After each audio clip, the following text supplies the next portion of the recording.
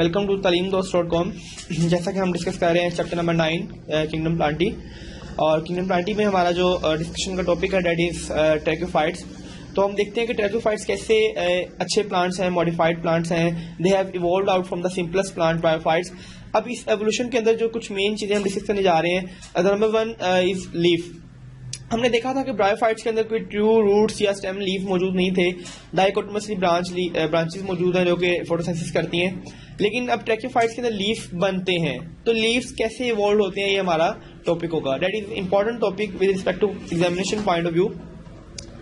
तो होता इस तरह से कि जो एरियल ब्रांचेस हैं, स्मूथ एरियल पार्ट्स हैं, they are equally strong subterranean anchoring and absorptive rhizome. यानी कि जो स्ट्रॉन्ग एरियल पार्ट्स हैं, इनको स्ट्रॉन्गनेस कहाँ से मिलती है? इनकी राइजोम से मिलती है। अगर इनकी राइजोम, इनकी फाउंडेशन, इनकी बेस स्ट्रॉन्ग है तो ऊपर जो एरियल पार्ट्स हैं ये भी अच्छी तरह से डील कर पाते हैं। तो बेसिकली ये स्ट्रक्चर शुरू होता है डाइकोटोमसली ब्रांच से। आप देखते हैं कि यहाँ पे डाइकोटोमसली ब्रांच स्ट्रक्चर्स मौजूद हैं। एक ब्रांच है जो आगे 2 में डिवाइड कर रही है, फिर आगे 2 से 2 और बन रही है, 2 से 2। This is dichotomously branch leaf. और ये स्टेप बाय स्टेप, इसके फर्स्ट स्टेप को हम प्लेनेशन भी कहते हैं। ये एक खास अंदाज में मुड़ती है और फिर ये करने के बाद आप देखते हैं कि यहाँ पे लीफ लाइक स्ट्रक्चर्स और ये वेबिंग करने के बाद ये लीफ स्ट्रक्चर्स बनते हैं। तो ये आज हम पढ़ेंगे कि एवोल्यूशन ऑफ लीफ किस तरह से मुमकिन हो पाती है। तो आपको बताया जाता है कुक्सिनिया जो फर्स्ट प्लांट था जिसके पास स्ट्रक्चरल लेआउट बन चुका था स्टेम का, लेकिन उसके अंदर भी लीव मौजूद नहीं थे, लेकिन उसके पास एक लेआउट बन रहा था, एक मॉडल लाइक स्ट्रक्चर बन रहा था और small leave, scale like leave, उसके अंदर लीव भी मौजूद थे। तो कुक्सिनिया से ये काम शुरू होता है मिलियंस ईयर अगो, बहुत से सालों पहले, ठीक है। और कुक्सिनिया जो है वो वेजिटेटिव रिप्रोडक्शन भी शो करता है इन लीव्स के जरिए। नो वस्कुलर टिश्यूज, इन लीव्स को हम ट्रू लीव्स क्यों नहीं कह सकते? क्योंकि इन लीव्स के अंदर वस्कुलर टिश्यूज, जाइलम और फ्लेम की स्प्लाइज मौजूद नहीं थी। देन लाइकोपोड्स वर फर्स्ट प्लांट्स जो कि ट्रू रूट, स्टेम और लीव रखते हैं। हमने बात की कि कुक्सिनिया के अंदर भी लीव मौजूद है, लेकिन वो ट्रू लीव नहीं है क्योंकि उनके अंदर ट्रू रूट, स्टेम और उनमें जाइलम और फ्लोएम मौजूद नहीं है। लाइकोपोड्स का ग्रुप जो सा है, ये वो प्लांट्स हैं जिनके पास ट्रू लीव्स और ट्रू रूट्स वगैरह सब कुछ मौजूद था। In lycopods leaves are small in size. इनके लीव्स बेशक छोटे हैं, लेकिन ये true roots and stem and leave हैं। Each leave has a single undivided vein. हर लीव के पास एक सिंगल और डिवाइड हुए बगैर वेन्स हैं। और इन प्लांट्स को, इन लीव्स को हम कहते हैं माइक्रोफिल्स। जो छोटे छोटे लीव्स मौजूद हैं, these leaves are known as microphylls. Micro mean small and phyll mean leaves. तो इसी तरह से जो लार्ज लीफ हैं, जिनके पास लीव्स के अंदर वेन्स भी मौजूद हैं और वेनलेट्स भी मौजूद हैं, इन लार्ज लीव्स को हम कहते हैं megaphylls. Mega mean large and phylls mean leaves. और इनके पास जो लीफ ब्लेड मौजूद है उसे हम लेमिना भी कहते हैं। तो ये लार्ज लीव हमारे पास आ गए। मेगाफिल्स आर कैरेक्टरिस्टिक्स फॉर फंड एंड सीड प्लांट्स। ये जो बड़े बड़े लीव्स हैं ये फंड्स में पाए जाते हैं और सीड प्लांट्स में पाए जाते हैं।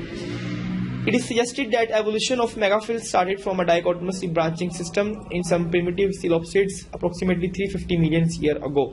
कहा जाता है कि जी मेगाफिल्स कब बनने शुरू हुए हैं? तो मेगाफिल्स के बनने का जो अमल है, जो प्रोसेस है, वो 350 मिलियन ईयर अगो पहले हुआ है। आप डायग्राम में देख सकते हैं कैसे एक स्मॉल लीव है, ये स्केल्स हैं, ये स्केल्स के अंदर ब्रांचेस भी आ रही हैं, ये जाइलम और फ्लोएम भी अवेलेबल है।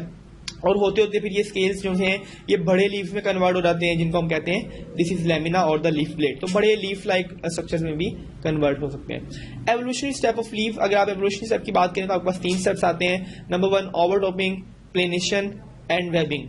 ओवरटॉपिंग में क्या होता है कि आपके जो डाइकोटोमसली ब्रांच हैं ये ओवरटॉप करते हैं। एक ब्रांच ज्यादा बड़ी हो जाती है और एक ब्रांच छोटी रह जाती है, यानी कि ये मेन स्टेम ब्रांच बन जाएगी और ये ब्रांच बन जाएगी। तो ये फिर अपने आप के ब्रांचिंग मजीद ज्यादा करते हैं, इनकी ब्रांचिंग बनती है और फिर वेबिंग के अंदर जो इनकी ये ब्रांचेस हैं ये आपस में वेब्ड कर जाती हैं, फ्यूज हो जाती हैं, और फ्यूज होकर आपके पास एक लीफ लाइक स्ट्रक्चर बनता है जिसको आप कहते हैं this is a leaf blade और लेमिना। ओवरटॉपिंग क्या है जी, इसको डिटेल में देखेंगे हम। ओवरटॉपिंग ऐसे डाइकोटोमसली ब्रांच एरियल पोर्शन है स्टेम के जो कि अनइक्वल ब्रांचिंग शो करते हैं। हमने यही बात की कि यहाँ पे ब्रांचिंग इक्वल है, तो इसको इक्वल से अनइक्वल की तरफ लेके जाना है। ये ज्यादा लंबा हो जाएगा और ये कम लंबा रहेगा, तो ये अनइक्वल जो ब्रांचिंग है इसको हम ओवरटॉपिंग से रिलेट करते हैं। तो इसका वजह क्या है, ये क्यों अनइक्वल ब्रांचिंग करती है? इसकी वजह यह है कि एक ब्रांच फास्टर पेस पे ग्रो करती है, एक ब्रांच ज्यादा ग्रो कर रही है, दूसरी ब्रांच ग्रो नहीं की, तो इसकी वजह से हमें ये डिफरेंट प्लेन्स में ब्रांचेस मिलती हैं और इस प्रोसेस को हम कहते हैं ओवरटॉपिंग। डायग्राम में आप देख सकते हैं जी कैसे माइक्रोफिल्स हैं, दीज आर द माइक्रोफिल। ये माइक्रोफिल के बनने का अमल है और आप दूसरी डायग्राम में आप मेगाफिल्स का प्रोसेस जो है वो देख सकते हैं। देन हम बात करते हैं प्लेनेशन की। प्लेनेशन अगला स्टेप है जिसके अंदर ये जो डिफरेंट आपके ओवरटॉपिंग के बाद जो आपके डिफरेंट ये बने थे इनको एक प्लेन में कैसे किया जाएगा। प्लेन में करने से मुराद क्या है वो हम देखते हैं जी। Next important step was the arrangement of unequal dichotomies in one plane. आपके पास डिफरेंट अनइक्वल डाइकोटोमीज आए हैं, इक्वल है, इनको एक प्लेन में किया जाए। यानी कि अभी आपको ये जो ब्रांच है टेढ़ी नजर आ रही है, ये एक प्लेन में आने के बाद ये बिल्कुल स्ट्रेट हो जाएगी और इसके साथ जो ब्रांचेस हैं ये डिफरेंट प्लेन्स में निकल जाएंगे, तो इसे हम कहते हैं प्लेनेशन। तो प्लेनेशन के बाद जो नेक्स्ट स्टेप है दैट इज वेबिंग। वेबिंग से क्या मुराद है, जाला, नेटवर्क, तो फ्यूजन या फिर फ्यूज करना। जो डिफरेंट आपके पास ब्रांचेस आपको नजर आती हैं डिफरेंट प्लेन्स में बन चुकी हैं, अब इनको फ्यूज करने का जो अमल है इनके दरमियान मिजोफिल टिश्यूज पैदा करना और इन टिश्यूज के जरिए इन दोनों का आपस में लिंक क्रिएट कर देना, these type of links is known as fusion. तो जब ये डाइकोटोमस ब्रांच वेन्स आपस में मैच करती हैं तो हमारे पास एक फ्यूज फॉर्म में लीफ नुमा स्ट्रक्चर हमारे पास बन जाता है। दो हम बात करें जी फर्स्ट ग्रुप की, that group is Lycopsida. Plants of Lycopida have sporophyte differentiated into root, stem and leaf. चूंकि इनके पास अब रूट, स्टेम और लीफ बन चुके हैं और ये ट्रू रूट स्टेम लीफ है। क्यों? बिकॉज इनके पास splice of vascular and xylem and phloem tissues is present. Leaves are small, पत्ते इनके बहुत छोटे छोटे हैं, सिंगल वेन है, इनमें सिर्फ एक वेन मौजूद है। They are also called microphylls, और इनको माइक्रोफिल्स भी कहा जाता है क्योंकि इनके पत्ते बहुत छोटे छोटे हैं। Arrangement of leave is spiral और ऑपोजिट। स्पाइरल से क्या मुराद है जी, आपके जो अगर ये एक ब्रांच है इसके ऊपर जो वर्ल्स के अंदर अगर स्प्रिंग लाइक वर्ल्स के अंदर मौजूद हो नीडल लाइक लीव, तो हम कहते हैं स्पाइरल। या फिर ऑपोजिट कहते हैं कि ये एक लीव है ये एक लीव है, तो इस तरह से अगर needle like small leave oppositely मौजूद हो तो इसे हम कहते हैं ऑपोजिट। इनका जो स्ट्रक्चर है वो स्पाइरल या ऑपोजिट है।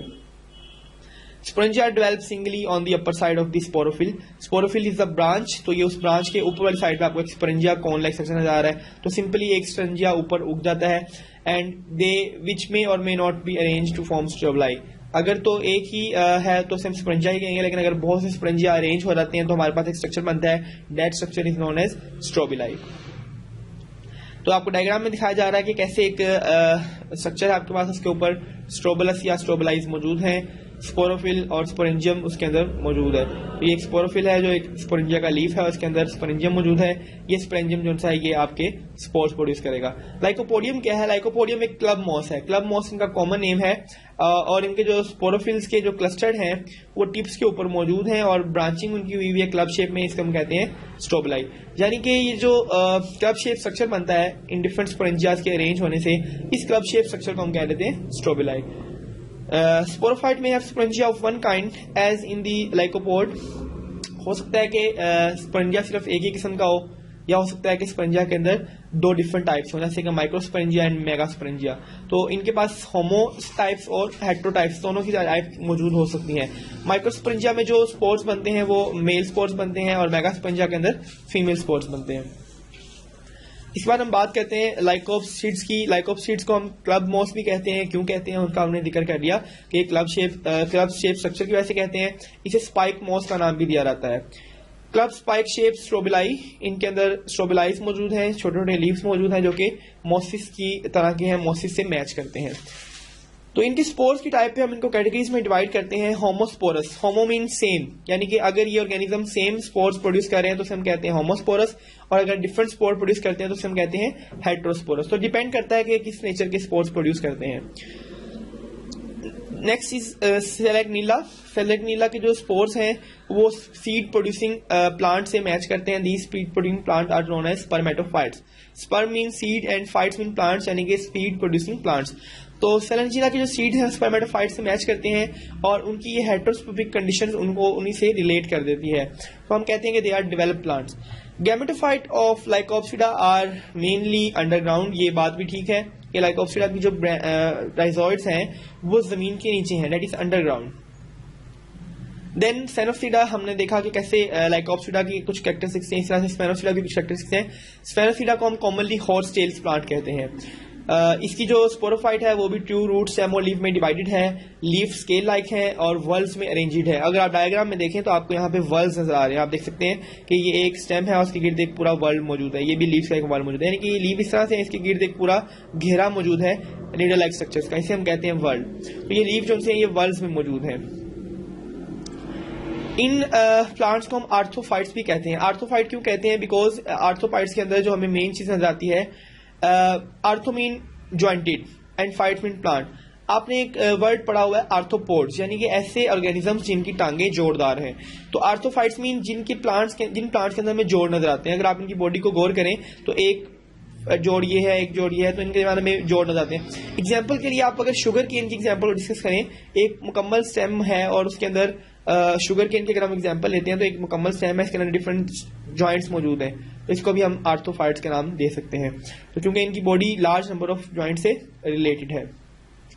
Main stem is not smooth, stem smooth नहीं है क्योंकि इनके ऊपर रिजिज मौजूद हैं, नॉड्स मौजूद हैं, इंटरनॉड्स मौजूद हैं, फोरोज मौजूद हैं। तो ये जो नॉड्स हैं ये इन नॉड्स के ऊपर वर्ल्स बनते हैं। आप देख सकते हैं कैसे यहाँ पे एक स्टेम है और स्टेम के ऊपर ये लीफ लाइक नॉड्स मौजूद हैं। स्पोरेंजिया कहाँ लगते हैं? स्पोरेंजिया स्पेशल ब्रांचेस पे लगते हैं। ब्रांचेस को हम स्पोरेंजियोफोर्स कहते हैं, हमने पहले भी बात किया।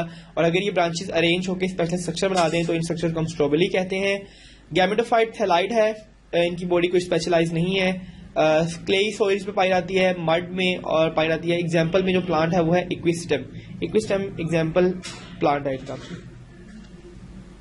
तो डायग्राम में आप देख सकते हैं कि आपको क्लब मॉस दिखाया जा रहा है और ट्री फंड है आपके सामने और हॉर्स टेल है। तो ये डिफरेंट ऑर्गेनिज्म हैं जो कि इस कैटेगरी से बिलोंग करते हैं। ट्री फंड है और ये हॉर्स टेल में भी आप इसके आर्थोफाइट्स के स्ट्रक्चर देख सकते हैं, इनके पास नोड्स मौजूद हैं। Then the next group is pteropsida. Pteropsida एक ऐसा ग्रुप है जिसको हमने मजीद 3 क्लासेस में डिवाइड किया हुआ है। बेसिकली ये सीड प्रोड्यूसिंग ग्रुप है। क्लासेस कौन सी हैं? Class Filicinae, class Gymnospermae, class Angiospermae. तो ये डिफरेंट ऑर्गेनिज्म हैं, इनके हमने इनको पीछे भी डिस्कस किया, आगे भी इसको मजीद देखेंगे। दो एक बड़ी इंपॉर्टेंट टर्मिनोलॉजी है वो है फ्रॉन्ड। फ्रॉन्ड क्या होता है? Frond bearing sporangia attach to the inside of the leaf. Frond एक मेगा लीफ को कहते हैं, एक बड़ा स्ट्रक्चर जिसके अंदर बहुत छोटे छोटे लीफ भी मौजूद हों और इन लीव्स के अंडर साइड्स के ऊपर स्पोरेंजिया आपको नजर आ रहे हैं। These dark spot are locating the sporangia. इन स्पोरेंजियाज के अंदर मियोसिस के जरिए स्पोर्स बनते हैं जो कि इन लीव्स के डिस्पर्स होते हैं। तो इन लीव्स को हम फ्रॉन्ड कहते हैं क्योंकि ये बड़े लीव्स हैं और इन लीव्स के ऊपर स्मॉल लीव्स मौजूद होते हैं। अच्छा, अब जब ये लीव इमैच्योर होते हैं या छोटे होते हैं, यंग होते हैं, तो ये लीव्स कॉइल्ड होते हैं। अगर आप देखें तो ये लीव कॉइल्ड है और ये Aahista Aahista with the passage of time ये खुलेंगे और अपने साइज को इंक्रीज करते जाएंगे। तो इसके रोल्ड ऑफ होने का अमल कि जब ये पैदा होते हैं तो ये रोल्ड होते हैं, जब ये मेच्योर होते हैं तो खुलते चले जाते हैं। इस फिनोमेना को हम कहते हैं circinate venation. That is an important question with from the examination point of view. और इस ग्रुप की एक इंपॉर्टेंट कैरेक्टरिस्टिक्स है कि इसके जो पत्ते हैं वो बड़े होते हैं और शुरू में रोल्ड होते हैं, वक्त के साथ साथ खुलते चले जाते हैं। ये आप देख सकते हैं यहाँ पे भी एक रोलिंग है और ये आहिस्ता आहिस्ता खुल रहे हैं। जो अंदर मौजूद हैं वो मुकम्मल तौर पे रोल हैं, लेकिन बाहर वाले चूंकि थोड़े से खुल चुके हैं और थोड़े से रोल हैं तो अपने साइज को इंक्रीज कर रहे हैं। तो फन भी इसकी एग्जांपल है। An ostrich fern. Ostrich fern एक पौधे का नाम है जो कि जंगलात के नीचे फर्श में यानी कि उनकी जमीन पे उगा होता है। तो इसमें आप देख सकते हैं कैसे ये इमेच्योर जो हैं वो अभी तक कॉइल हैं और जो दूसरे हैं वो अनकॉइलिंग की तरफ मूव कर रहे हैं। जी, तो नेक्स्ट है जी फंड्स की कैरेक्टरिस्टिक्स। फंड को कैसे हम पहचान सकते हैं, उनकी कैरेक्टरिस्टिक्स क्या है? Number 1 characteristics is frond. उनका एक लार्ज लीफ जिसके ऊपर छोटे लीफलेट्स मौजूद हैं, इसे हम फ्रॉन्ड कहते हैं। और इसके अंदर कॉम्प्लेक्स वस्कुलेचर मौजूद है, इनके अंदर वेन्स मौजूद हैं। Spores on the under side of the pinnules. इनकी पिन्यूल्स की निचली साइड के ऊपर कुछ स्पोर्स मौजूद हैं जो कि स्पोरेंजिया भी हैं जिनके अंदर स्पोर्स प्रोड्यूस करते हैं। इन स्ट्रक्चर्स को हम एक और नाम देते हैं सोराई का। Sori are the sporangia located beneath the leaves. और फंड्स की और कैरेक्टरिस्टिक्स क्या है? Absence of seeds. इनके अंदर सीड्स मौजूद नहीं है। Requirement for water. इनको ट्रांसपोर्ट करने के लिए गैमेट्स वाटर की रिक्वायरमेंट है। और मल्टी फ्लेजेलेटेड स्पर्म। आप देख सकते हैं कि एक स्पर्म के ऊपर बहुत से फ्लेजेला लगे हुए हैं, इसलिए हम इसे मल्टी फ्लेजेलेटेड स्पर्म कहते हैं। देन फंड स्पोरोफाइट। चूंकि ये भी प्लांट हैं तो ये भी स्पोरोफाइट और गैमेटोफाइट दो डिफरेंट तरह की जनरेशन पे मुश्तमिल होंगे। इनकी क्या कैरेक्टरिस्टिक्स हैं? आप देख सकते हैं कि एक जो स्पोरोफाइट है ये आपको दिखाया जा रहा है, इसकी राइजोम है। राइजोम अंडरग्राउंड स्टेम है और इसके ऊपर लीफ लाइक स्ट्रक्चर्स लगे हुए हैं। These are the rhizoid. इनको एडवेंटिशियस रूट भी कहा जाता है। याद रखिएगा, एडवेंटिशियस रूट उस रूट को कहते हैं जो रूट स्टेम से निकले। स्टेम से निकलने वाले राइजाइड्स को हम, राइजोम से निकलने वाले राइजाइड्स को हम एडवेंटिशियस रूट्स कहते हैं। फिर आप देखते हैं कि एक मेन स्टेम में से एक मेन ब्रांच लाइक स्ट्रक्चर निकल रहा है, that is known as type. और इसके ऊपर जो छोटे छोटे लीफ लाइक स्ट्रक्चर मौजूद हैं, दीज आर ब्लेड्स। और इस पूरे लीफ को हम जो ओवरऑल हम कहते हैं फ्रॉन्ड। तो ये इसके ऊपर रेचीज मौजूद हैं, पिनाज मौजूद हैं और ये छोटे छोटे पिन्यूल्स भी मौजूद हैं। ये तो तमाम इसकी कंपोजिशन है, इसकी मॉर्फोलॉजी है। Then there are few structures. Rhizome क्या है? अंडरग्राउंड स्टेम को हमने राइजोम कहा, हमने इसको पीछे भी डिस्कस किया. राइजोम वाटर एब्जॉर्ब नहीं करती क्योंकि ये स्टेम है, इसके अंदर वस्कुलर बंडल्स मौजूद होते हैं. इन स्टेम्स के साथ हेयर लाइक स्ट्रक्चर लगे हुए हैं, आपको राइजाइड्स नजर आ रहे हैं. इनके पास वस्कुलर टिश्यूज नहीं है. इनके दो काम हैं, एक तो ये एंकरेज करते हैं, जमीन को जकड़ के रखते हैं, और दूसरा क्या करते हैं कि इनके अंदर एब्जॉर्प्शन नहीं होती, ये इनके अंदर एब्जॉर्प्शन कम होती है. जबकि roots, these are the actual roots, ये असल में क्या काम करते हैं, ये वस्कुलर भी हैं और इनके अंदर मेन एब्जॉर्प्शन भी होती है. तो आपने देखा राइजाइड और रूट्स में क्या फर्क है. Rhizoids are less absorptive and roots are more absorptive. So जो हमारी नेक्स्ट क्लास है, that is class Filicinae. Class Filicinae को हम कॉमनली फंड्स भी कहते हैं, और ये जो फंड्स हैं ये भी डैम्प प्लेसेस पे और मॉइस्ट सरफेसेस पे पाए जाते हैं. They are able to grow in the dry condition. ये कुछ खुश्क कंडीशन में भी ग्रो कर सकते हैं. पहाड़ी इलाकों में और कुछ मैदानी इलाकों में पाए जाते हैं. They are epiphytic and grow the bark of trees. Epi mean above and phytic mean plants, यानी कि कुछ इनमें से स्पीशीज ऐसी हैं जो प्लांट्स के ऊपर भी ग्रो करती हैं, ट्रीज के ऊपर ग्रो करती हैं, और ट्रीज की बाल के ऊपर, छाल के ऊपर भी ग्रो करती हैं. तो बहुत से जो फंड्स हैं वो वर्ल्ड वाइड डिस्ट्रीब्यूटेड हैं, दुनिया के कोनों कोनों में फैले हुए हैं. और कुछ फंड्स ऐसे हैं जो ट्रॉपिक एरियाज के अंदर बहुत ज्यादा कसरत से पाए जाते हैं. They very greatly in size में बहुत डिफरेंस है, छोटे से लेके बड़े तक ये डिफरेंस होता है इनमें. इंपॉर्टेंट फंड आर ड्रायोटेरस, टेरस, टेरिडियम और एडियंटम. ये इसकी कुछ एग्जांपल्स हैं. टेरिडियम, डायरोटेरस एंड टेरस, ये इसकी कुछ एग्जांपल्स हैं. देन एडियंटम क्या है? एडियंटम को बेसिकली हम मेडन हेयर फन भी कहते हैं. मेडन हेयर फन इसका सेकंड नेम है, एडियंटम इसका मेन नाम है. एडियंटम जो है वो मॉइस्ट वॉल और वाटर कोर्सेज, पानी की गुजरगाहों के किनारों में पाया जाता है. स्मॉल हर्ब लाइक इसकी स्टेम, रूट्स और लीव्स हैं. इसकी राइजोम है वो ब्राउनिश स्केल से प्रोटेक्टेड है, यानी कि राइजोम के गिर्द ब्राउन कलर के कुछ स्केल्स मौजूद हैं जो इसे प्रोटेक्ट करते हैं और इसे कवरिंग देते हैं, इनकी लीव्स को स्ट्रॉन्ग बनाते हैं. इनकी जो रूट्स हैं they are fibrous roots, adventitious roots हैं जो कि राइजोम की निचली साइड से ओरिजिनेट करती हैं और लार्ज कंपाउंड्स बनाती हैं, कंपाउंड लीव बनाती है जिन्हें हम फ्रॉन्स कहते हैं, और ये राइजोम के अपर साइड पे भी होती हैं. यंग लीव शो सर्सिनेट फर्नेशन, जैसा कि हमने पीछे भी डिस्कस किया, सर्सिनेट फर्नेशन का प्रोसेस इनके अंदर भी शो किया जाता है. यहाँ पे हम देख रहे हैं कि हमारे पास एक राइजोम नजर आ रही है. राइजोम क्या है? राइजोम एक शॉर्ट थिक अंडरग्राउंड स्ट्रक्चर है जो कि अंडरग्राउंड स्टेम भी कहते हैं, इसको हम राइजोम कहते हैं. इससे निकलने वाली ब्रांचेस को हम स्टाइप्स कहते हैं. रेचीज आर ब्लैक. रेचीज क्या है? ये स्ट्रक्चर्स जो कि इसके राइजोम से ओरिजिनेट होते हैं और पूरे लीफ के अंदर ट्रेवल करते हैं, these are known as rachis. Black हैं, स्मूथ और शाइनी है, और इसीलिए इसको मेडन हेयर फंड भी कहा जाता है. यानी कि द लीफलेट्स जिनको हम पिने या पिन्यूल्स भी कहते हैं, ये लीफलेट्स डाइकोटोमस वेनेशन शो करते हैं. तो ये लीफलेट्स हैं बेसिकली जो कि ग्रो कर रहे हैं, ये डाइकोटोमस वेनेशन शो कर रहे हैं, और इनके ऊपर सुराई मौजूद है. आप देख सकते हैं यहाँ पे डॉट्स आपको नजर आ रहे हैं, these dots are known as sori. Sori क्या है? Sori are the group of sporangia. Leaf की अंडर साइड पे, लीफ की नीचे वाली साइड के ऊपर मार्जिन के करीब छोटे छोटे आपको ब्लैक डॉट्स नजर आते हैं जो कि बेसिकली ग्रुप्स हैं स्पेरेंजियाज के, और इन ग्रुप्स को हम कहते हैं सुराई. समटाइम ये जो लीफलेट्स हैं ये फोल्ड होकर इन स्पेरेंजिया को प्रोटेक्ट कर रहे होते हैं, यानी कि ये लीफलेट्स प्रोटेक्ट कर रहे होते हैं स्पेरेंजिया को. इस स्ट्रक्चर को हम कहते हैं फॉल्स इंड्यूसियम. तो ये इंपॉर्टेंट क्वेश्चन है. फॉल्स इंड्यूसियम क्या होता है? जब लीफ बेंड हो जाए और बेंड करके नीचे मौजूद सुराई को या स्पेरेंजिया के ग्रुप को प्रोटेक्ट करें तो स्ट्रक्चर को हम फॉल्स इंड्यूसियम का नाम देते हैं. Then sori in different species के अंदर सोराई किस किस्म के पाए जाते हैं? एडियंटम में आप देख सकते हैं कि ये सोराई है या स्ट्रक्चर पाए जा रहे हैं. These are also Dryopteris. ये तमाम स्पीशीज के अंदर आप सोराई देख सकते हैं.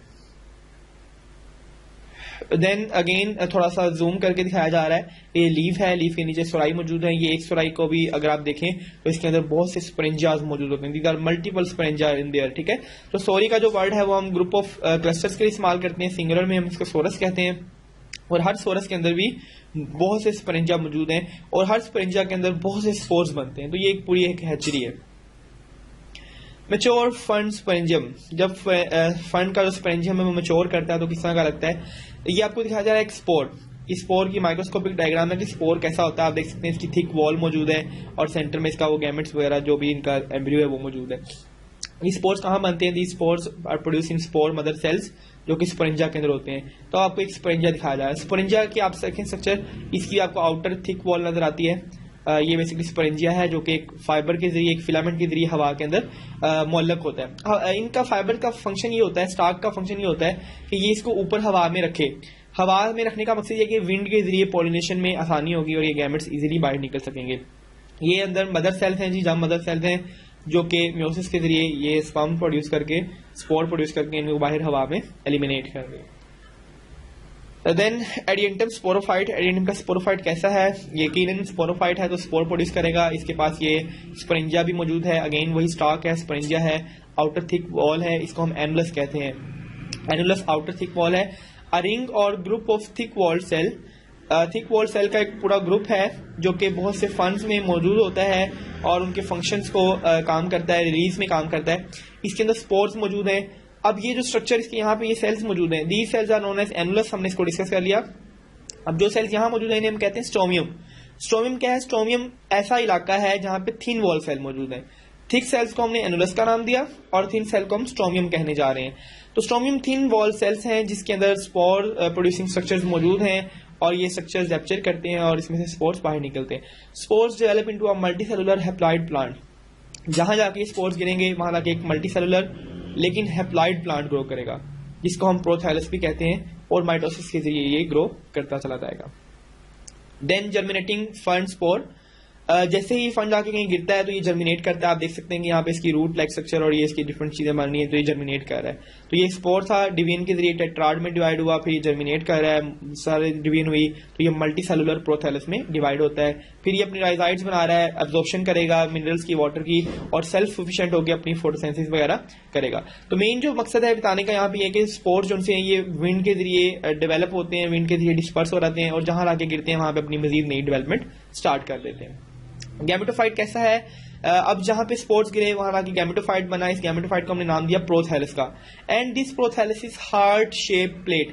प्लेट का वर्ड इससे यूज किया जा रहा है, ये बिल्कुल प्लेट की तरह चिपटा होता है और चिपटा सा एक हार्ट शेप दिल नुमा इस तरह का एक स्ट्रक्चर होता है जिसकी निचली साइड पे राइजाइड भी मौजूद है। आप यहाँ पे भी देख सकते हैं, बहुत छोटा सा 1 सेंटीमीटर का इसका जो साइज है वो है और ये हार्ट शेप है। राइजाइड आप देख सकते हैं, ये ग्रीन है, फोटोसिंथेटिक है, इसमें फोटोसिंथेसिस होती है। इसकी जो राइजाइड्स है वो इसको जमीन के साथ अटैच करके रखती हैं। इसके ऊपर कोई क्यूटिकल मौजूद नहीं है। क्यों मौजूद नहीं है? बिकॉज ये सिर्फ डैम्प कंडीशंस में होता है, सिर्फ ये नमी वाली कंडीशंस में पाया जाता है। Then एडिएंटम gametophytes. एडिएंटम की गैमेटोफाइट्स कैसी हैं? राइजाइड्स मौजूद है इसके ऊपर, आर्चिगोनिया है निचली साइड पे जिसके अंदर एग्स बनते हैं, और इसी तरह से एंथीरिया भी है जो कि स्पर्म बनाता है। आर्चिगोनिया जो है वो लोकेटेड होता है near the notch. This is known as notch. ये जो इसका अंदर की तरफ बेंड हुआ स्ट्रक्चर है इसको हम नॉच कहते हैं। इस नॉच के करीब आर्चिगोनिया मौजूद है और निचली साइड पे यहाँ पे एंथीरिडियम मौजूद है। तो एंथीरिडिया में स्पर्म बनते हैं, the sperm transfer to the archegonia और यहाँ पे फर्टिलाइजेशन वाकया होती है। ये आपको इसका एक एक्चुअल व्यू दिखाया जा रहा है। आर्चिगोनियम ये है और ये एंथीरिडिया है, यहाँ से यहाँ स्पर्म ट्रांसफर करेंगे। Then life cycle of Adiantum. Adiantum का लाइफ साइकिल कैसा है? एडिएंटम के लाइफ साइकिल की अगर हम बात करें तो this is a sporophyte plant. Rhizome है, राइजाइड्स हैं और प्लांट है। इस प्लांट के लीफ के नीचे सोराई मौजूद होंगे, स्पोरेंजियाज मौजूद हैं, इसके अंदर स्पोर्स बनेंगे। ये स्पोर्स जब मैच्योर होते हैं तो हवा के जरिए पूरी एरिया में फैल जाएंगे। जहां पे सूटेबल लैंड पे गिरेंगे वहां जर्मिनेट करेंगे, जर्मिनेट करके एक हार्ट शेप प्रोथैलस बनाएंगे। इस प्रोथैलस के पास मेल गैमेट्स और फीमेल गैमेट्स दोनों का इंतजाम मौजूद है। अपने अपने गैमेट्स प्रोड्यूस करेगा और इनको कंबाइन करेंगे फिर फर्टिलाइजेशन के जरिए और आपके पास एक जाइगोट बनेगा। Then this zygote will be grow up into the gametophyte और इस गैमेटोफाइट के ऊपर दोबारा से स्पोरोफाइट लगेगा और ये स्पोरोफाइट मैच्योर होकर मुकम्मल एक स्पोरोफाइट की शक्ल इख्तियार कर लेगा। तो हमने देखा कि कैसे आपका ये जो एक पूरा मैकेनिज्म है, a sporophyte give rise to the gametophyte and the gametophyte again give rise to the sporophyte. This is the life cycle of the Adiantum. तो जो आपको ये की वर्ड दिखाया जा रहा है, this all area is haploid. Blue में जो एरिया है वो हैप्लॉइड है, आप देख सकते हैं यहाँ पे भी, और पिंक वाला जो एरिया है तमाम जनरेशन डिप्लॉइड है। यानी कि जो स्पोरोफाइट है that is an 2n generation और gametophyte is an n generation, haploid generation. फिर आपको एक स्ट्रक्चर दिखाया जाता है यहाँ पे, यंग फंड sporophyte growing out of its gametophyte. This is a prothallus. ये गैमेटोफाइट वाला एरिया है। इस गैमेटोफाइट के ऊपर से कैसे एक स्पोरोफाइट जर्मिनेट कर रहा है आपको दिखा रहे हैं। These are the roots and the rhizoids और इसके ऊपर एक sporophyte leaf like structure germinate कर रहा है। इसी तरह से एक फंड की सिंपल अगर आप डायग्राम देखें जो हमने पीछे बात की, गैमेटोफाइट प्रोड्यूस गैमेट्स, एंथीरिडिया और आर्चिगोनिया में गैमेट्स बनते हैं, एग और स्पर्म फर्टिलाइज होती है, जाइगोट बना, स्पोरोफाइट बनेगा, स्पोरोफाइट स्पोरोफिल्स बनाता है, एंड स्पोरेंजियम बनेगा, स्पोरेंजियम से स्पोर्स बनेंगे, एंड अगेन स्पोरोफाइट। तो ये आपके पास एक मुकम्मल आपको एक कॉम्प्रीहेंसिव सा आपको एक पिक्चर मिलती है जिसके अंदर आपके पास ये डायग्राम मौजूद है। अब यहाँ पे कुछ क्वेश्चन है related to your concept. Indicate whether each stage is haploid or diploid by writing n or 2n in the circle. अब आपने बताना है कि यहाँ पे कौन सी n है और कौन सी 2n। तो हमें पता है कि जो स्पोरोफाइट है दीज आर ऑलरेडी डिप्लाइड और गैमेटोफाइट जो है इसमें वो हैप्लाइड है। तो गैमेटोफाइट्स हैप्लाइड स्पर्म प्रोड्यूस करेगा, लेकिन ये मिलने के बाद जाइगोट डिप्लाइड बन जाएगा। इसी तरह से यहाँ तक ये 2n ही रहेगा, लेकिन जब स्पोरेंजियम म्योसिस के जरिए स्पोर प्रोड्यूस करेंगे तो अगेन n हो जाएगा। तो ये आपके पास एक सिंपल सा है। Which is dominant generation? इनमें से dominant generation कौन सी है? Definitely dominant generation is sporophyte. What does the life cycle illustrated? Heterospory. क्या यहाँ पे दो किस्म के स्पोर्स आपको नजर आ रहे हैं? No, spores are just of one type, so it is not heterospory. Alternation of generation, yes. And syngamy. Syngamy कहते हैं कि जी क्या गैमेट्स एक ही टाइप के हैं या डिफरेंट टाइप्स के हैं? तो गैमेट्स इनके डिफरेंट टाइप्स के हैं, so there is no syngamy, there is heterogamy. तो ये आपको इसके कुछ आंसर दिए जाते हैं। इसके बाद हम बात करते हैं एवोल्यूशन ऑफ सीड्स की। हमने देखा कि प्लांट्स के अंदर एक बड़ा इंपॉर्टेंट माइलस्टोन था, that was evolution of leaf. अब जब नेक्स्ट माइलस्टोन है वो है सीड्स। अभी तक हमने जितने भी ग्रुप्स डिस्कस किए हैं उनमें तमाम में सीड्स मौजूद नहीं है। अब जो नेक्स्ट ग्रुप हम डिस्कस करने जा रहे हैं डेट इज विद सीड्स। ये ऐसे प्लांट्स हैं जिनके अंदर सीड्स मौजूद हैं। तो एवोल्यूशन ऑफ सीड की अगर हम बात करें तो सीड के बनने का जो अमल है वो 365 मिलियन साल पहले शुरू हो चुका। कुछ वेजिटेटिव टिश्यूज फ्यूज करते हैं और फ्यूज करके मेगास्पोरेंजियम बनाते हैं और इस मेगास्पोरेंजियम के अंदर सीड्स बनते हैं। हम कहते हैं जी इन सीड्स को प्रोटेक्ट करने के लिए, इस मेगास्पोरेंजियम को प्रोटेक्ट करने के लिए एक आउटर वॉल बनाई जाती है जिसको हम इंटुगमेंट कहते हैं। यानी कि मेगास्पोरेंजियम की एक्स्ट्रा प्रोटेक्शन के लिए एक आउटर वॉल है जिसको इंटुगमेंट का नाम दिया जाता है। आप यहाँ पे देख सकते हैं कि this outer wall is known as integument. फिर कहते हैं कि इस इंटुगमेंट के अंदर एक स्मॉल ओपनिंग मौजूद है। यहाँ पे आप देख सकते हैं this is an opening point. इस ओपनिंग को हम कहते हैं माइक्रोपाइल। माइक्रोपाइल वो जगह है जहां से आपके जो स्पर्म्स हैं वो इसके अंदर एंटर हो सकें। तो दिस इज माइक्रोपाइल। अब इसके अंदर ओव्यूल क्या है? एन इंटुगमेंटेड मेगास्पोरेंजियम, एक ऐसा मेगास्पोरेंजियम जिसको प्रोटेक्शन के लिए इंटुगमेंट्स डेवलप कर दिए गए हैं। ऐसे मेगास्पोरेंजियम को हम ओव्यूल कह देते हैं। यानी कि ovule is a modified type of a simple megasporangium. तो फॉलोइंग फर्टिलाइजेशन के बाद the integument will become the seed coat. Fertilization के बाद ये जो इंटुगमेंट है पहले भी प्रोटेक्शन कर रहा है, बाद में भी ये सीड कोट में कन्वर्ट हो जाएगा और सीड की प्रोटेक्शन करेगा। एग्जांपल अभी हमने लास्ट लेक्चर में डिस्कस की थी कि अगर हम एक चने की एग्जांपल लेते हैं, चने के ऊपर जो छिलका मौजूद है ब्लैक कलर का, that is a seed coat, जो कि सीड की प्रोटेक्शन कर रहा है वहां पे। तो इसी तरह से माइक्रोपाइल वो जगह है जहां से पोलन ट्यूब एंटर होगी और यहीं से स्पर्म जोन से हम इसकी अंदर एंट्री कर सकेंगे। All seed producing plants are called spermatophytes. वो तमाम पौधे जो सीड प्रोड्यूस करते हैं they are known as spermatophytes. Various steps involved in the evolution of seed habit are following. Seeds के बनने में जो डिफरेंट स्टेप्स हैं वो कौन कौन से हैं? Evolution of heterospory, different type के स्पोर्स का होना।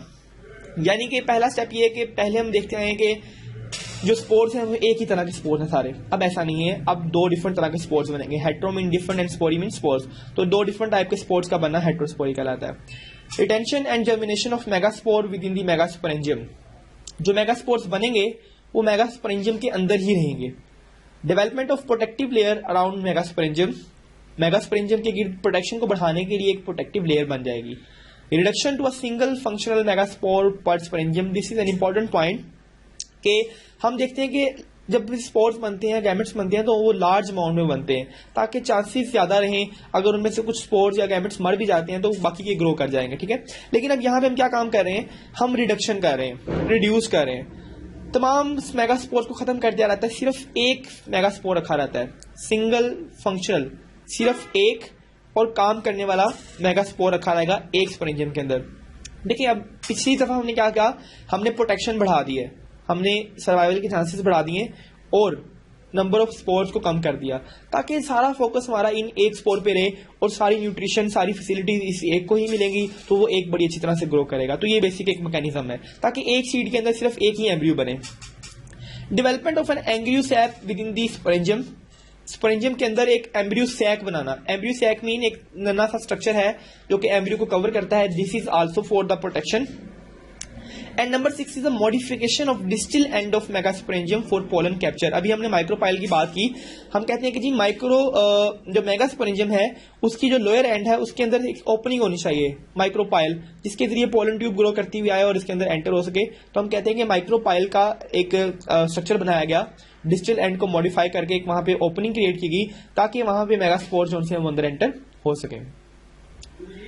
तो अब हम इन स्टेप्स को डिटेल में डिस्कस करेंगे। Evolution of heterospory. पहले हम बात करते हैं हेटेरोस्पोरी की, कि पहले के जो प्लांट्स थे वो होमोस्पोरस थे, उनके तो सिर्फ एक एक स्पोर बनता था, लेकिन अब हेटेरोस्पोरी आ गई है, डिफरेंट तरह के स्पोर्स बनते हैं। तो डिफरेंट तरह के स्पोर्स बनने से फायदा क्या होता है, आपके पास दो स्पोर्स बने हैं, माइक्रोस्पोर एंड मेगास्पोर। माइक्रोस्पोर जो है वो मेल गैमेटोफाइट बनाएंगे और मेगास्पोर जो है वो फीमेल गैमेटोफाइट बनाएंगे। तो इस तरह से हमारे पास वैरायटी भी ज्यादा आती है। तो अब एक स्पोर जो है वो डिवाइड करके आपके पास डिफरेंट ग्रुप्स में कन्वर्ट हो रहा है, 1 और 4 स्पोर। तो हमने भी बात की थी माइक्रोस्पोर और मेगास्पोर की। माइक्रोस्पोर जो है वो मेल गैमेटोफाइट या माइक्रो गैमेटोफाइट बनाता है, इसी तरह से मेगास्पोर जो है वो फीमेल या फिर मेगा गैमेटोफाइट बनाता है। They are produce in small number. Megasporophytes या जो फीमेल गैमेट्स हैं वो कम बनते हैं, स्मॉल नंबर में बनते हैं, जबकि माइक्रोस्पोर्स लार्ज नंबर में प्रोड्यूस होते हैं। Spores are of many type, microsporangia में बनते हैं। Then these are the steps of seed evolution. First of all आप देखते हैं कि होमोस्पोरस थे लेकिन अब वो हेटेरोस्पोरस बना रहे हैं। एक तरह के स्पोर्स ही हैं और एक तरह के स्पोर्स ही हैं। स्पोर्स की भी 2 डिफरेंट टाइप्स आ गई हैं। फिर reduction to 1 megaspores and endospory. Megaspores सिर्फ एक ही बन रहा है। मेगास्पोर्स बहुत से बने थे लेकिन एंड पे हमने सिर्फ एक मेगास्पोर को रिटेन किया, रिड्यूस कर दिया, बाकी तमाम को हमने ज़ाया कर दिया। और एंडोस्पोरी, एंडो मीन इनसाइड। पहले स्पोर्स को बॉडी से बाहर निकाल दिया जाता था ताकि आप एनवायरनमेंट में जाओ, लेकिन अब प्रोटेक्शन की गर्ज से जो स्पोर्स हैं उनको बॉडी के अंदर रखा जा रहा है, ठीक है, तो दे आर प्रोटेक्टेड। इसके अलावा प्रोटेक्शन के लिए उनके पास एक्स्ट्रा इन्वेलप और इंटीग्यूमेंट्स डेवलप किए गए। तो हम देख रहे हैं कि कैसे हम सर्वाइवल के चांसेस बढ़ा रहे हैं ताकि हमारी जो सीड्स वगैरह ये ग्रो कर सकें। जिम्नोस्पर्म्स, तो ये थी आपकी सीड की एवोल्यूशन। नेक्स्ट हमारा जो टॉपिक है दैट इज जिम्नोस्पर्म। जिम्नोस्पर्म क्या होते हैं, ऐसे प्लांट्स जिनकी सीड्स नेकेड हैं, जिनके सीड्स बाहर ही पाए जाते हैं। आप देख सकते हैं यहाँ पे आपको कौन नजर आ रही हैं। दीज आर द प्लांट्स जिनके सीड्स बाहर ही लगे होते हैं, इन्हें हम कहते हैं जिम्नोस्पर्म। सीड विद कॉर्न्स, ये जिम्नोस्पर्म्स वस्कुलर प्लांट्स हैं जो कि सीड प्रोड्यूस करते हैं, लेकिन ये सीड किसी फ्रूट के अंदर नहीं होते बल्कि नेकेड होते हैं। नेकेड कहाँ होते हैं, इनकी बॉडी के ऊपर कुछ वुडन स्केल्स लगते हैं, कुछ कॉर्न्स लगती हैं, उन कॉर्न्स के स्केल के ऊपर ये सीड्स पाए जाते हैं। तो gymno mean naked and sperm mean seed, यानी कि ऐसे प्लांट्स हैं जिनके अंदर नेकेड सीड पाए जाते हैं and they are not protected by fruit, और ये किसी फल वगैरह या किसी छिलके से इनके ऊपर प्रोटेक्शन नहीं होती, जस्ट एनवायरनमेंट के अंदर एक्सपोज होते हैं। दे हैव नो फ्लावर, इन्हें नॉन फ्लावरिंग प्लांट भी कहा जाता है। इनके जो लीफ है वो निडल लाइक है, निडल लाइक और स्केल लाइक लीफ इनके अंदर मौजूद होते हैं। 4 तरह की डिवीजन्स हैं जिम्नोस्पर्म की। जिम्नोस्पर्म को हमने 4 क्लासेस में डिवाइड कर दिया। नंबर 1 कॉनिफर्स, क्योंकि इनके पास कॉन्स हैं और ये कॉनिफर्स हैं। सिकेड्स, जिंकोस एंड गैनोफाइट्स। तो ये गैनेटोफाइट्स हमारे पास ये डिफरेंट 4 ग्रुप्स हैं जिम्नोस्पर्म्स के। तो यहाँ पे आपको नजर आ रहा है जी सिकेस ट्री का हैबिटेट जनरल ऑर्गेनोग्राफी है, आप डायग्राम में देख सकते हैं। ये 2 डिफरेंट प्लांट्स एग्जांपल आपको दिखाई जा रही हैं। देन कॉनिफर्स, कॉनिफर्स क्या होते हैं, biggest division of gymnosperm. Gymnosperm के अंदर सबसे ज्यादा पाए जाने वाले प्लांट्स यही हैं, कॉनिफर्स हैं। एवरग्रीन है, पूरा साल सरसब्ज रहते हैं, बर्फबारी के दौरान भी पहाड़ी इलाकों में पाए जाते हैं।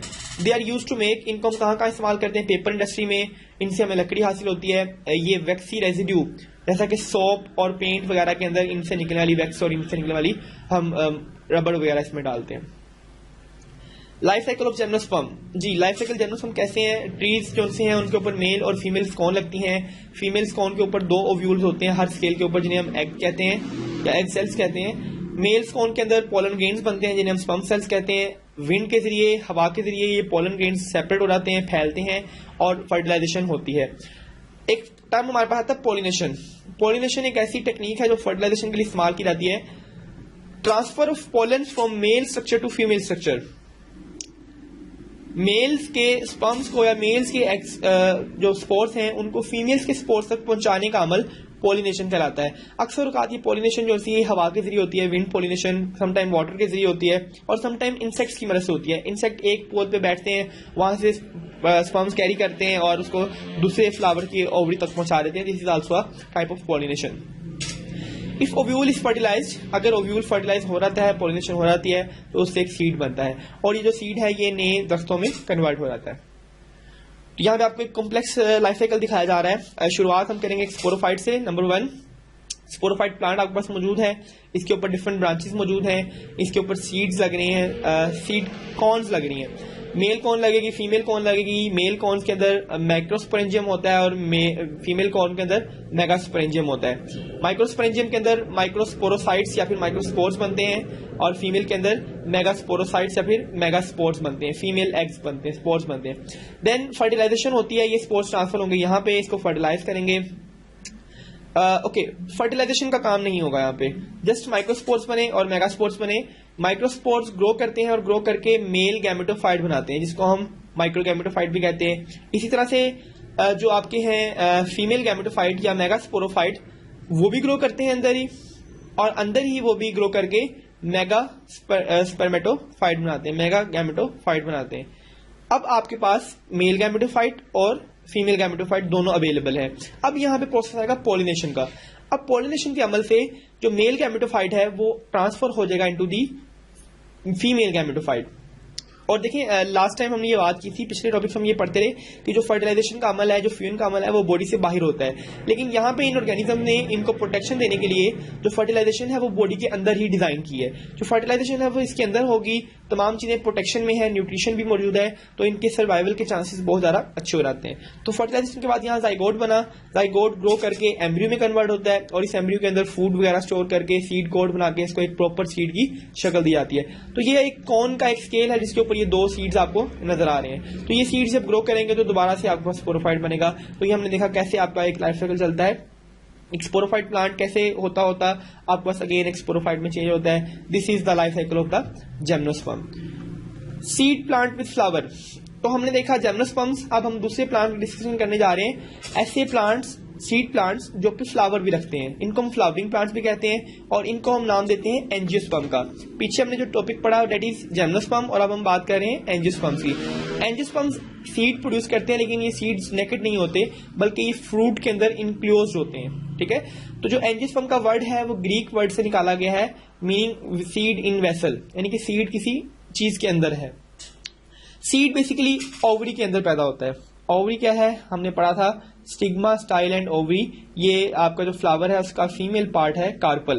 कार्पल के 3 टाइप्स हैं, stigma, style and ovary. The first one is stigma, this is style and this is ovary. Ovary के अंदर यहाँ पे ओव्यूल और तमाम सीड्स वगैरह बन रहे होते हैं। दे हैव फ्लावर्स, इनके पास फ्लावर्स हैं, रिप्रोडक्टिव स्ट्रक्चर्स हैं जो कि एंजियोस्पर्म का काम करते हैं। तो we are discussing the structure of flower. हम स्ट्रक्चर ऑफ फ्लावर की बात कर रहे हैं। आप देख सकते हैं आप सामने एक फ्लावर दिखाया जा रहा है कि ये जो पत्तियां हमें नजर आ रही हैं, these are known as petals, petals and these green leaves like structures are known as sepals. ये जो सबज पत्तियां हैं जिनको हम अक्सर फूल की डोडी के नाम से पुकारते हैं, दीज आर द सेपल्स। और ये जो कलरफुल है पत्तियां, these are known as petals. ये बेसिकली प्लांट्स के फ्लावर के एक्स्ट्रा पार्ट्स हैं, यानी कि इनका फ्लावर की सिर्फ खूबसूरती से ताल्लुक है या फ्लावर के स्ट्रक्चर से ताल्लुक है।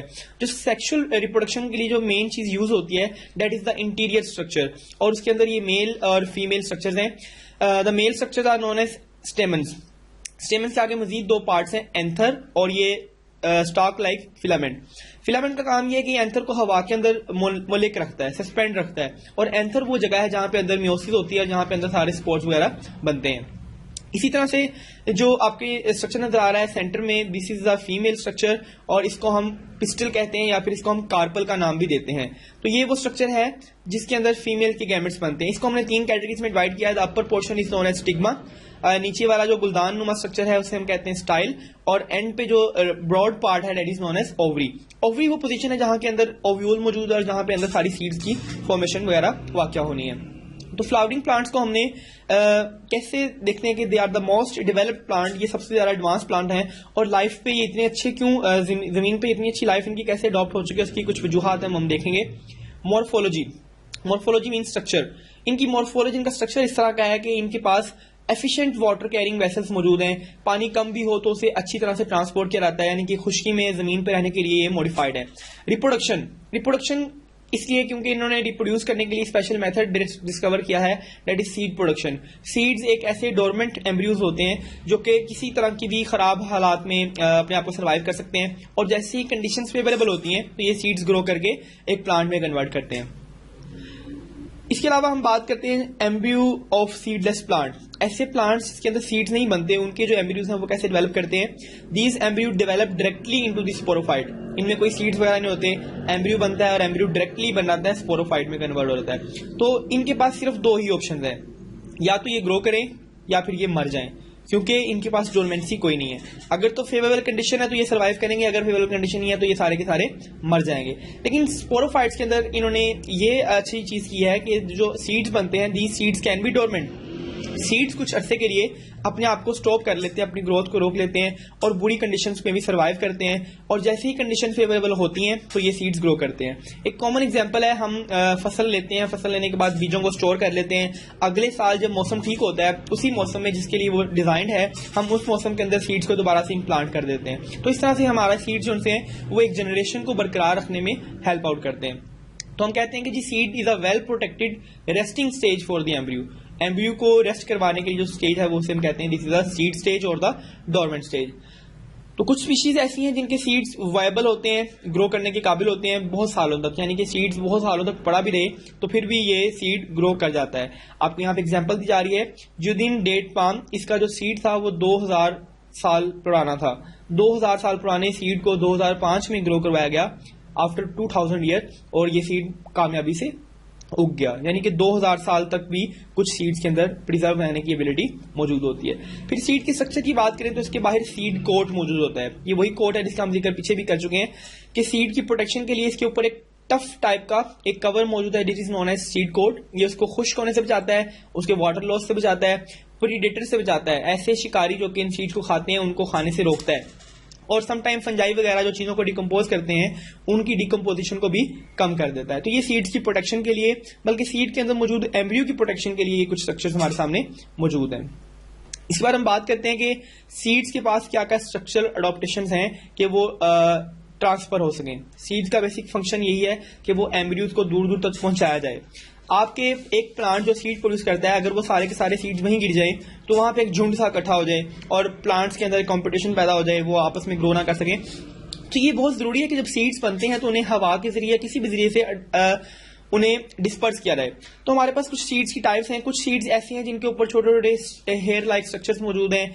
ये जो हेयर स्ट्रक्चर्स हैं ये जानवरों की फर के साथ अटैच हो जाते हैं। ऐसा आप देख रहे हैं कि एक डॉग की सरफेस के ऊपर, उसकी स्किन के ऊपर कुछ ये सीड्स अटैच हो चुके हैं। अब ये डॉग जहां तक जाएगा ये सीड उसके साथ साथ वहां तक जाएंगे और आपके सीड डिस्पर्स हो जाएंगे। कुछ सीड्स ऐसी हैं जो कि हवा से डिस्पर्स होने के लिए मॉडिफाइड है। इनके पास विंग लाइक स्ट्रक्चर्स हैं। These wing like structures modify them to transport by air. ये उनको हवा के जरिए ट्रांसपोर्ट करने में, फैलने में मदद देते हैं। और इसी तरह से कुछ बीज ऐसे हैं जो कि फलों के जरिए ट्रांसफर होते हैं। अगर ये सीड्स फलदार किसी पौधे में मौजूद हैं तो जो ऑर्गेनिज्म इनके फल को खाता है ये उसकी बॉडी में चले जाते हैं और उसकी फीसिस के साथ एलिमिनेट होकर डिफरेंट जगहों तक पहुंच जाते हैं। तो ये बिल्कुल एक पैटर्न है। एंजियोस्पर्म को हम दो कैटेगरीज में डिवाइड कर देते हैं, मोनोकोट्स एंड डाइकोट्स। ये हमने पीछे भी पढ़ा। मोनोकोट्स वो प्लांट्स जिनके पास सिर्फ एक कोटिलेडन मौजूद है। तो कोट का वर्ड है that is belonging to the word cotyledons. अगर हम एक सीड को देखें तो हमें एक सीड जो है वो दो पोर्शन में मुश्किल नजर आता है। ऐसे अगर हम चने को एग्जाम्पल लें तो चने का जो सीड है वो इस तरह का हमें नजर आता है, इसके अंदर दो कोटिलेडन मौजूद होते हैं। मटर की एग्जाम्पल ले लें, मटर को अगर हम प्रेस करें तो वो दो पार्ट्स में डिवाइड हो जाता है। दिस मीन दैट ये दो कोटिलेडन पे मुश्तमिल है। आलमंड और पी, ग्राम्स ये सारे डाइकोटिलेडन सीड्स हैं। जबकि मोनोकोट ऐसा सीड जो कि सिर्फ एक कोटिलेडन पे मुश्तमिल हो, जस्ट लाइक राइस, चावल, गंदुम, ये सारे के सारे एक कोटिलेडन पे मुश्तमिल है। तो इनके सीड्स की शेप या स्ट्रक्चर की बुनियाद पर हमने उन्हें कैटेगरीज में डिवाइड किया है, मोनोकोट्स एंड डाइकोट्स। तो मोनोकोट्स की क्या एग्जांपल्स हैं जी? मोनोकोट्स के पास सिर्फ एक कोटिलेडन होता है। इनकी जो वेन्स हैं वो पैरेलल हैं, स्मूथ वेन्स हैं इनकी। वस्कुलर बंडल्स इनके अंदर अरेंज नहीं होते, सिंपली बस सबमर्ज फॉर्म में होते हैं। रूट्स इनके अंदर फाइब्रस होती हैं। फ्लावर पार्ट जो है वो मल्टीपल ऑफ 3 होते हैं। इनकी पत्तियां या तो 3 होती हैं या फिर 3 की मल्टीपल होती हैं। 2 कोटिलेडन्स होते हैं। वेन्स जो है वो नेट लाइक है, एक नेटवर्क बनता है इनमें। वस्कुलर बंडल जो है वो एक रिंग की फॉर्म में अरेंज है, एक सेंट्रल रिंग की फॉर्म में अरेंज होते हैं। जबकि टैप रूट जो है इसमें टैप रूट प्रेजेंट है। फ्लोरल पार्ट जो इसके हैं वो 4, 5, या तो पत्तियां 4 होंगी या 5 होंगी या मल्टीपल ऑफ 4 और 5 तक हो सकती हैं। तो ये मोनोकोट्स के अंदर आपको डिफरेंस नजर आ रहे हैं। ये पैरेलल वेन्स हैं इसके अंदर सारी, और इसके अंदर जो वेन्स हैं वो पैरेलल नहीं है बल्कि नेटवर्क की फॉर्म में मौजूद हैं। फ्लोरल पार्ट जो इसके हैं वो 3 पत्तियों की शक्ल में है, जबकि इसके फ्लोरल पार्ट्स 4 या 5 की फॉर्म में है। देन सीड्स की बात करें तो मोनोकोट्स की सीड आप देख सकते हैं एक ही कोडलेंट पे मुश्तमिल है, और इसके अंदर एम्ब्रियो नजर आ रहा है आपको। एम्ब्रियो की शूट वाला स्ट्रक्चर है, प्रीम्यूल कराता है, रेडिकल है, रूट्स वाला स्ट्रक्चर है, सीड कोट है, एंडोस्पर्म है, कोटिलेडन है।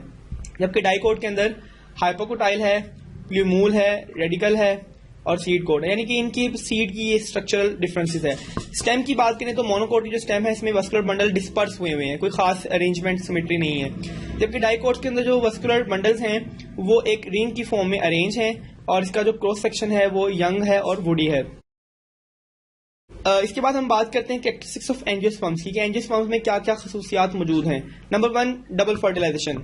एक एंजियोस्पर्म जो है वो डबल फर्टिलाइजेशन करता है। डबल फर्टिलाइजेशन को हम आगे भी डिस्कस करेंगे।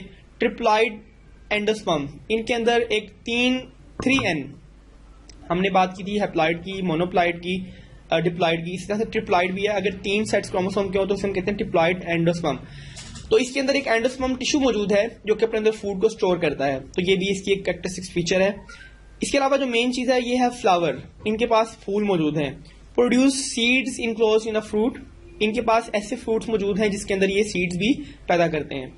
Xylem contain vessel elements, xylem के पास वेसल एलिमेंट्स मौजूद हैं। वेसल एलिमेंट्स से मुराद छोटे छोटे pipe like, tube like structures हैं जो कि वेसल एलिमेंट कहलाते हैं, और ये वेसल एलिमेंट जब आपस में कंबाइन करते हैं तो एक मुकम्मल जाइलम बनती है। Phloem contains companion cell, phloem के पास कंपेनियन सेल्स मौजूद हैं जो इसकी ट्रांसपोर्ट को हेल्प आउट करते हैं, साथ ही मददगार सेल्स हैं इनके। Gametophyte greatly reduced and is endosporic, कहते हैं जी गैमेटोफाइट बहुत ज्यादा छोटी हो चुकी है, इतनी छोटी हो चुकी है कि वो स्पोर के अंदर ही रहती है, एक स्पोर के अंदर रहती है, इतनी छोटी हो चुकी है। स्पोरोफाइट डोमिनेंट जनरेशन है, हेटेरोस्पोरस है क्योंकि 2 डिफरेंट टाइप के स्पोर्स बनते हैं। तो ये तमाम कैरेक्टरिस्टिक्स हैं एंजियोस्पर्म्स की, एंजियोस्पर्म्स क्यों इतने कामयाब है, उनमें क्या क्या नई चीजें हैं। देन अल्टरनेशन ऑफ जनरेशन, क्योंकि इनके अंदर भी 2 डिफरेंट तरह की जनरेशन हैं, गैमेटोफाइट और स्पोरोफाइट, कैसे एक दूसरे को अल्टरनेट करती हैं, साइकिल को हम कहते हैं alternation of generation. The process start from the sporophyte, हम यहाँ से स्टार्ट करेंगे।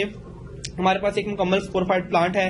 इस स्पोरोफाइट प्लांट के अंदर हमारे पास एंथर है और स्टिग्मा भी है, यानी कि मेल और फीमेल पोर्शन दोनों मौजूद हैं।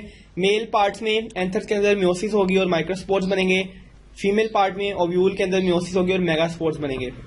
ये माइक्रोस्पोर ग्रो करेंगे, जर्मिनेट करेंगे और मेल गैमेटोफाइट बना देंगे जिसे हम पोलन ग्रेन भी कहते हैं। मेगास्पोर्स जर्मिनेट करेंगे और फीमेल गैमेटोफाइट बना देंगे, जिसको हम एम्ब्रियो सैक की भी कह सकते हैं।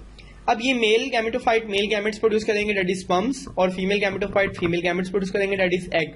Now these eggs and sperm fertilize to form zygote.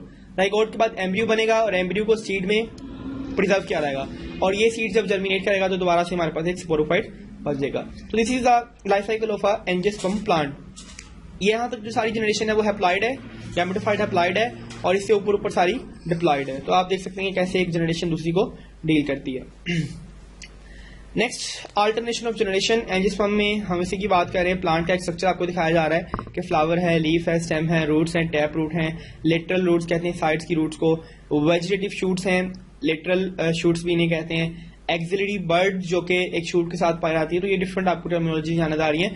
पेटाइल वो पार्ट है जहां पे एक जो पौधा है वो जर्मिनेट कर रहा है।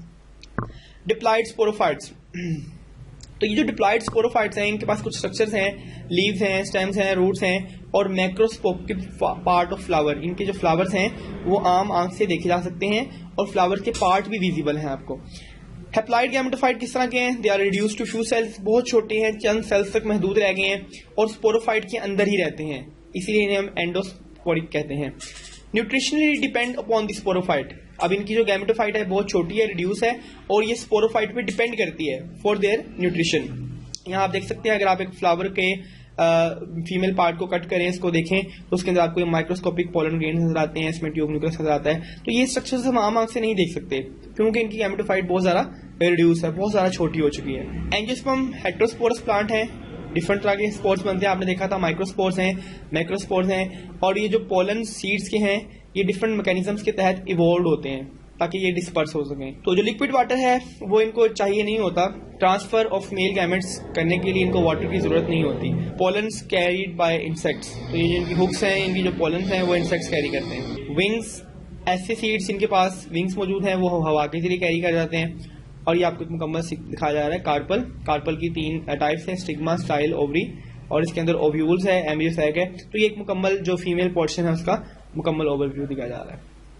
इसी तरह से मेल गैमेटोफाइट के अंदर हमारे पास माइक्रोस्पोरेंजियम मौजूद है, और इस माइक्रोस्पोरेंजियम के अंदर बहुत से पोलन सैक्स हैं और इनके अंदर पोलन ग्रेन्स लगेंगे। तो ये ओवरऑल स्ट्रक्चर है कि कैसे एक स्टेमन जो कि माइक्रोस्पोरोफिल भी कराता है। स्टेमन के 2 पार्ट्स हैं, एंथर और फिलामेंट। बेसिकली काम सारा इस एंथर में हो रहा है, ये आपको इस एंथर को बड़ा करके दिखाया जा रहा है। तो ये जो पोलन ग्रेन बनेंगे इनको माइक्रोस्पोर कहते हैं। माइक्रोस्पोर ग्रो करते हैं, ट्यूब न्यूक्लियस बनाते हैं, और ट्यूब न्यूक्लियस बना के फीमेल पार्ट तक अपने गैमेट्स को पहुंचा देते हैं। Male gametophyte reach to the female gametophyte producing a pollen tube. ये हमने जिक्र पीछे भी किया कि एक जो मेल है वो अपनी पोलन ट्यूब बनाता है और ट्यूब को इनलार्ज करता फीमेल पार्ट तक पहुंच जाता है। तो ये आपको एक ट्यूब का माइक्रोस्कोपिक व्यू दिखाया जा रहा है कि ट्यूब के अंदर एक तो ट्यूब न्यूक्लियस है, ये वो पोर्शन है जो इस ट्यूब को आगे ओरिजिनेट करवाता है, ट्यूब को बनाता है ये, और इस ट्यूब के जरिए हमारे जो स्पर्म सेल्स हैं वो इजीली पहुंच जाते हैं। यहाँ पे काबिल गौर बात ये है कि एक टाइम में हमारे 2 स्पर्म जा रहे हैं, तो ये 2 स्पर्म का प्रेजेंस बहुत जरूरी है फॉर डबल फर्टिलाइजेशन। एक टाइम में 2 स्पर्म जब 2 एग को फर्टिलाइज करते हैं तो हम इसे कहते हैं डबल फर्टिलाइजेशन। तो हमारा ये प्रोसेस उसमें काफी जरूरी है। देन फीमेल गैमेटोफाइट एक मेगा गैमेटोफाइट भी कराता है, आप इसका स्ट्रक्चर पीछे भी पढ़ा है। कार्पल के 3 पोर्शन हैं, स्टिग्मा है, स्टाइल है और ओवरी है, आप देख सकते हैं। ओवरी के अंदर मेन ओव्यूल मौजूद है, हमारा जो मेन काम है वो सारा इधर से रिलेटेड है। तो इस ओव्यूल के अंदर क्या क्या होता है इसको हम जरा देखते हैं। ओव्यूल के अंदर फर्स्ट ऑफ ऑल तो नीचे एक ओपनिंग है जिसका नाम है माइक्रोपाइल। ये वो ओपनिंग है जिसके जरिए ट्यूब न्यूक्लियस आता यहाँ से आएगा और यहाँ पे एंटर होगा, और यहाँ से फिर अपने एग्स को या अपने स्पर्म्स को यहाँ पे अंदर एंटर करवाएगा। यहाँ पे फर्टिलाइजेशन होती है। एक्स्ट्रा प्रोटेक्शन के लिए आपको बाहर इंटीग्यूमेंट्स नजर आ रहे हैं, और फ्यूनिकुलस इसकी वो ब्रांच है जिसके थ्रू ये अटैच हुआ होता है। इसमें पोलर न्यूक्लियाइज वगैरह मौजूद है, सिनर्जाइड्स मौजूद हैं, ये तमाम इसकी एक कैरेक्टराइजेशन मौजूद है। देन डबल फर्टिलाइजेशन हमने भी बात की थी कि ट्यूब न्यूक्लियस के अंदर 2 स्पर्म्स एट अ टाइम आते हैं, ठीक है। और इसी तरह से ओव्यूल के अंदर एक एग और एक 2n टिश्यूज मौजूद होते हैं। एट अ टाइम एक स्पर्म एक एग को फर्टिलाइज करता है और दूसरा स्पर्म एक 2n न्यूक्लियस को फर्टिलाइज कर देता है। चूंकि ये दोनों फर्टिलाइजेशन एट अ टाइम हो रही हैं, 2 male gametes participate at a time in this fertilization, so this fertilization is known as double fertilization, ठीक है। एक तो एग और स्पर्म मिला और आपके पास एक जाइगोट बन गया, दैट इज डिप्लॉयड। लेकिन दूसरा स्पर्म कंबाइन कर जाता है एक 2n पोलर न्यूक्लियाई से और एक ट्रिप्लॉइड टिश्यूज बनता है। इस सेल को हम कहते हैं, इस टिश्यू को हम कहते हैं एंडोस्पर्म, और यही वो टिश्यू है जिसके अंदर फूड स्टोर की जाती है, और ये टिश्यू काम करता है फॉर नरिशमेंट। आने वाली सीड्स की जो एम्ब्रियो है उसको न्यूट्रिशन प्रोवाइड करने के लिए इसका काम होगा। तो ये आप देख सकते हैं डबल फर्टिलाइजेशन, एक ही ओव्यूल के अंदर 2 सेल्स थे, यहाँ से 2 स्पर्म्स अंदर आए, इस ट्यूब के अंदर 2 स्पर्म अंदर आए और इन दोनों को फर्टिलाइज कर दिया। This is known as double fertilization. यहाँ पे आपको एक फ्लावरिंग प्लांट का पूरा ओवरव्यू दिया जाता है कि ये हमारे पास एक फ्लावर है, फ्लावर के अंदर पेटल्स हैं, ये स्टिग्मा है, उसका स्टिग्मा स्टाइल ओवरी है, और ये एंथर है। एंथर के अंदर म्योसिस के जरिए पोलन ग्रेन्स बन रहे हैं, this is the pollen grain. और ये पोलन ग्रेन जब ग्रो करता है तो पोलन ट्यूब बनाता है, और पोलन ट्यूब के जरिए ये ग्रो करता करता अपने स्पर्म अंदर तक पहुंचाएगा। इसी तरह से फीमेल पार्ट के अंदर क्या हो रहा है कि यहाँ पे सीड कोट बन रहा है, एंडोस्पर्म बन गया है, एम्ब्रियो बन गया है। तो इसके बाद ये फर्टिलाइजेशन हो जाएगी। फर्टिलाइजेशन होने के बाद म्योसिस के जरिए आपस में मिलते हैं, यहाँ से मेल बन के आ रहा है और यहाँ से फीमेल बन के आ रहा है। फीमेल ओव्यूल है, मेगास्पोर कहते हैं इसे, और ये ग्रो करने के बाद जब फर्टिलाइजेशन करता है तो आपके पास एक सीड तैयार हो जाता है। फिर अगेन जब इस सीड को हम कहीं जर्मिनेट करवाएंगे तो ये एक नया प्लांट बन जाएगा और आपका ये साइकिल वैसे ही कंटिन्यू रहेगा। तो ये आपका एक लाइफ साइकिल आपको शो किया जा रहा है। Then a closer look at the mega gametophyte. Mega gametophyte कैसा होता है? मेगा गैमेटोफाइट को हम ओव्यूल भी कहते हैं, इसके अंदर ओवम बन रहे हैं। हमने पहले भी बात की कि ओव्यूल का वर्ड निकला ही ओवा से है, एग से निकला है। तो ऐसा स्ट्रक्चर इसके अंदर एग बनता है उसे हम कहते हैं ओव्यूल। ओव्यूल के अंदर एक तो स्पर्म मिल गया आपके एन से, एग से, और हमारे पास बना एक जाइगोट। इसी तरह से जो दूसरा था स्पर्म वो मीट करता है 2n सेल से, और 2n प्लस n ये बन जाते हैं 3n triploid endosperm tissue.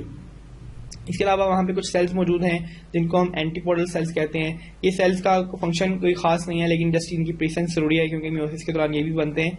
Antipodal cells and सिनर्जाइड sales, ये दोनों यहाँ पे अवेलेबल है।